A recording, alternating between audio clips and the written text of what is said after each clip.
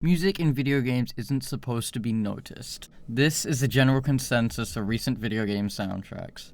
Most music in games is designed to simply exist, to provide the ears with something to listen to as background noise to the rest of the audio. Whether you're gunning down groups of enemy soldiers, or forging your own adventure in a blocky landscape, music in video games has been kind of a lost art. There are definitely some standout soundtracks in gaming, however.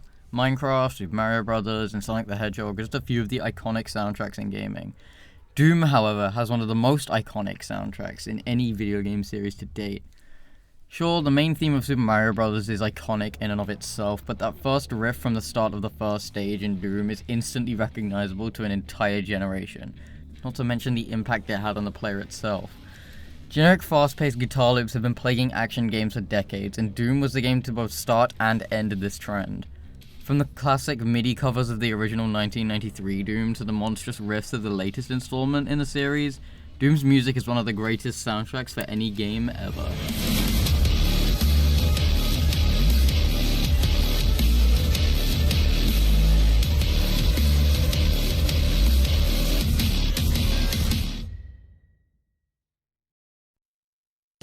In 1992, a small group of people branded as id Software started development on a passion project of theirs.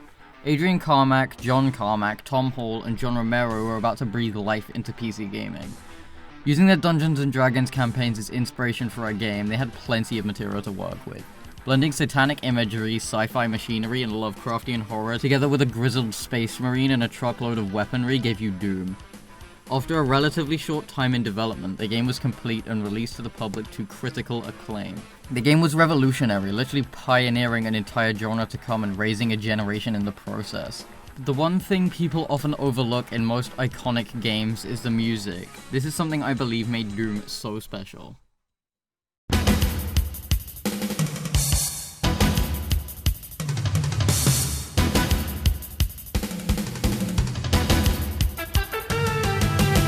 Without the music, Doom would have still been a good game. But it would have just been that. A good game and nothing more. This is where Bobby Prince brought life into the game by composing lo-fi renditions of popular thrash metal hits on the likes of Metallica, Pantera, and Judas Priest. He created a truly blood-pumping experience that would be hard to imitate. The astute fans of the game will notice that most of the music is, well, boring. Prince used very slow, haunting soundscapes for most of the game, and reserving the high-octane, nerve-wracking metal tracks for some of the most intense levels of the game. Doom was supposed to be somewhat of a horror game after all, and Prince reflected that perfectly. Tracks like E1M1 and E2M1 are the greatest in the series because they drop the player into the game armed with nothing but a pistol and a handful of adrenaline. The music complemented this feeling perfectly, the rush to arm yourself, shoot as many demons as possible, and flee the facility that's been overrun by the legions of hell. Once that happened though, the game dialed the rush back a little bit. Slow, bass-filled anthems echoed throughout the levels, looking for new weapons, armor, and fighting increasingly tough demons till the climax of the first episode, which is where the music picks up the pace again. The game originally had something called a shareware release. This means that the first episode of the game was released for free, and was shared on websites for people to download. This, combined with the incredible modifiability the game provided, only helped to expand its core audience. The game featured a new type of file which allowed people to create their own levels and campaigns for the game, which enabled people to create their own music too. The creativity and customization that the game enabled was something that was incredibly important for its longevity, so much so that people still play the original Doom game today. It's so incredibly easy to download entirely fan-made storylines and levels that people have been doing it for the past 3 decades almost. The original Doom is timeless, and the music reflects that perfectly. The game could not have released at a better time. The rise of digital media was in full swing. Cheesy action movies and heavy metal anthems were being pumped out faster than people could keep up with. The game's very nature, combined with the music, made it feel like a love letter to the kinds of media that the team at id Software consumed, and millions of people could not get enough of it. College networks were crashing left and right, productivity dropping in office environments, and more. The golden age of PC gaming had been born, and id couldn't be prouder of themselves. All good things must come to an end, however. Doom's success saw the birth of an industry of copycats and plagiarists. The most notable of these being Duke Nukem 3D, which encapsulated the addicting gameplay of Doom and gave it a cheesy action movie-esque twist. Doom had to improve if it wanted to stand atop the pile of imitators, and that's exactly what they did.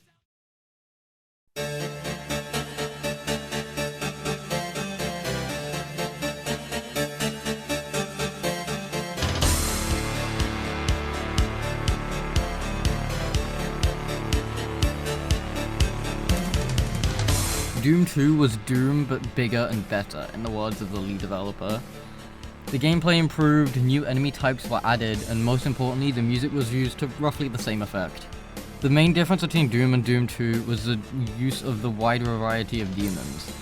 The total number of enemies skyrocketed and defined the gameplay of this new Doom game. The battles were massive, adrenaline-fueled, and fun as hell. New music, new action, new Doom. This is what Doom fans needed. Their thirst was quenched for a while. Doom fans are still hungry though, and their cravings for a new entry in the franchise will not be satisfied until almost a decade later. Doom 3 was released in 2004, 10 years after Doom 2, and hardcore fans were disappointed to say the least. The adrenaline-filled action of the first two installments was abandoned in favor of a slower-paced, atmospheric, horror-focused experience. Music was sparse in Doom 3, and when there was music, it was ambience. No guitars, no drums, just drones and noise and pure, unadulterated atmosphere. Doom 3 was definitely still considered a great game, just not a good Doom game. Doom fans wanted action and nothing but. They wanted demon-slaying goodness delivered in a frantic, blood-pumping format, and another decade later, they'd get just that. id Software was acquired by Bethesda Softworks in 2009, 5 years after Doom 3 was released. This would bring about some new changes to the company, and Bethesda had big plans for the series.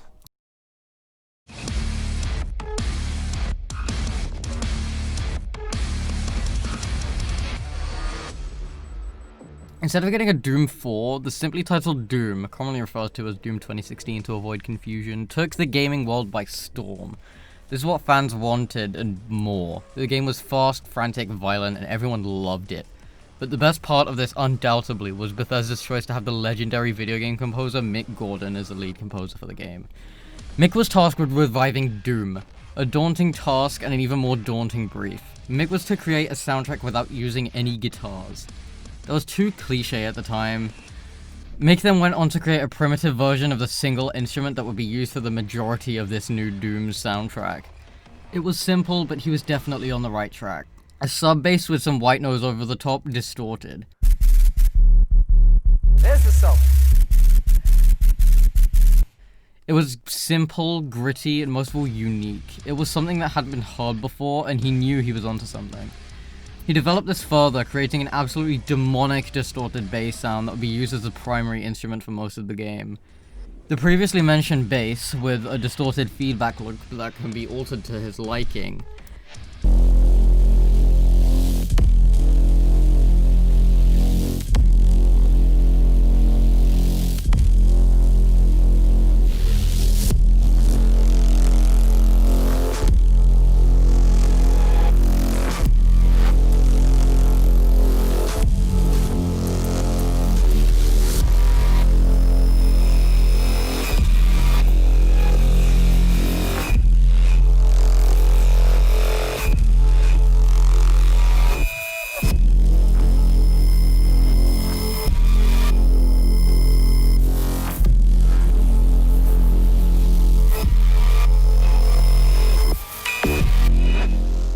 He could make it rhythmical.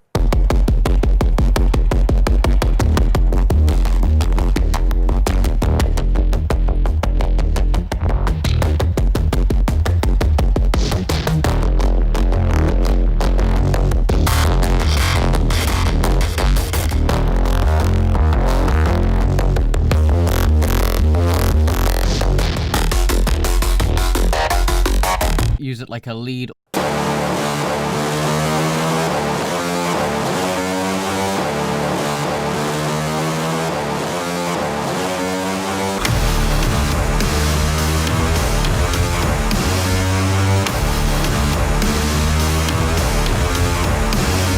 Or just have it back up another instrument. This particular synthesized sound encapsulated what Doom was supposed to be perfectly, a perfect blend of hellish imagery, sci-fi, and Lovecraftian horror. The sheer aggression of the bass gave you the hellish imagery, the sci-fi part was through the nature of the synthesizer and the pulsating rhythm it could give, and Lovecraftian horror influence was the uniqueness and mysteriousness of the sound. Nobody had heard anything like this before, and it was absolutely adored by fans. But Mick ran into a predicament. Despite his best attempts using the synthesizer he created, in his words, it didn't sound like Doom. He realized why pretty quickly. We had no guitars! There was no guitars. Guitars had always been a staple of Doom's music. The first 2 games had them by the dozen, and it would be criminal of him not to include some blood-pumping riffs. He managed to convince his higher-ups to allow him to use guitars, but he didn't grab any old 6-string. That would be too mundane for the new Doom game. He grabbed the finest 9-string guitar he could and devised the most spine-chilling guitar riff anyone had heard. In that moment, Doom was reborn. The combination of modern synthesizers and the incredible use of detuned guitars defined the soundtrack for the new Doom game, but it doesn't end there. Mick created stems for most of the tracks used in the game, so the game responded to the player's inputs in such an incredibly interactive, dynamic, and satisfying way. This made the game feel a ton more fun. When exploring, it would have atmospheric synth pulses and occasional leitmotifs from the main stem.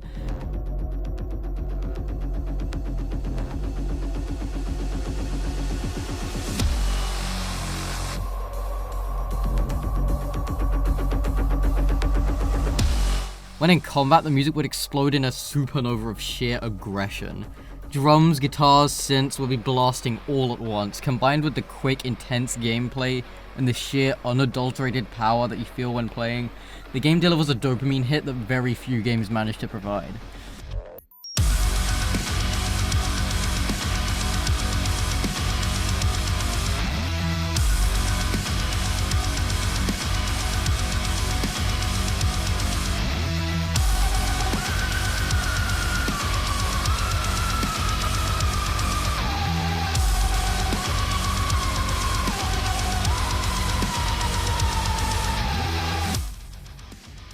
Fun fact, Mick actually uses some melodies and bass lines from the original Doom and Doom 2 soundtracks to pander to fans of the original games.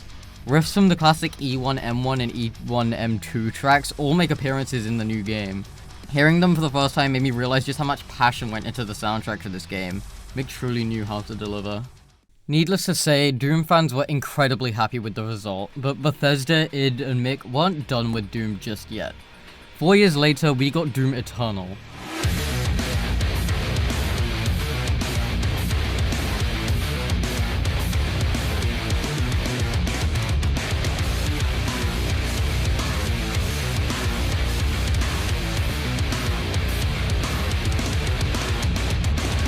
Doom Eternal to Doom 2016 is what Doom 2 was to the original. Bigger and better in every way possible and more. Doom 2016 provided the foundation for Mick to work with, and now that he was assured that the fans enjoyed what he had previously done, he was able to experiment more, and with experimentation came an incredible amount of creativity. And with creativity came the most unique soundtrack of this generation. In Doom 2016, there weren't really a wide variety of locations for the game. You had the UAC facility, which was a research laboratory with lots of machines and factory influences. The surface of Mars, which was mysterious and unique, and Hell itself, which was done flawlessly in terms of art style and theming. Notice how this fits in with the 3 main influences for the game we discussed earlier. In Doom Eternal, however, there are many more locations for the player to explore, and this gave way to much more freedom of expression in terms of the music. One of these locations was an ancient alien temple, to which Gordon assembled a group of heavy metal vocalists to perform a chant, which is not only used in the temple itself, but throughout the soundtrack. It gives the game much more personality and atmosphere, and giving the temple that much more character. Oh, while we're on the topic of creativity, Mick used a chainsaw as an instrument. Yeah, a chainsaw. He fired up a chainsaw, recorded it, and compressed it. It sounded surprisingly similar to an overdriven guitar, so he used it as the main instrument in one of his tracks.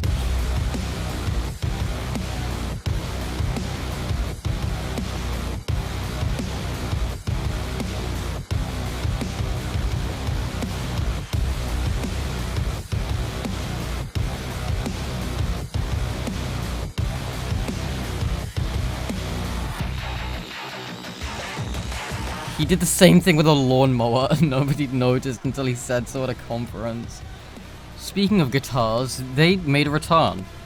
Better, more aggressive, and interpolated with the chainsaw. I don't know what Mick was thinking, but I'm glad he did what he did, because this soundtrack triumphs every single AAA game soundtrack released in the past, say, 5 years.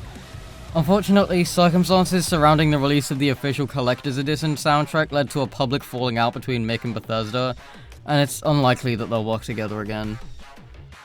Doom Eternal is the latest in the series, and following the recent expansion, I'm sure it'll only get better.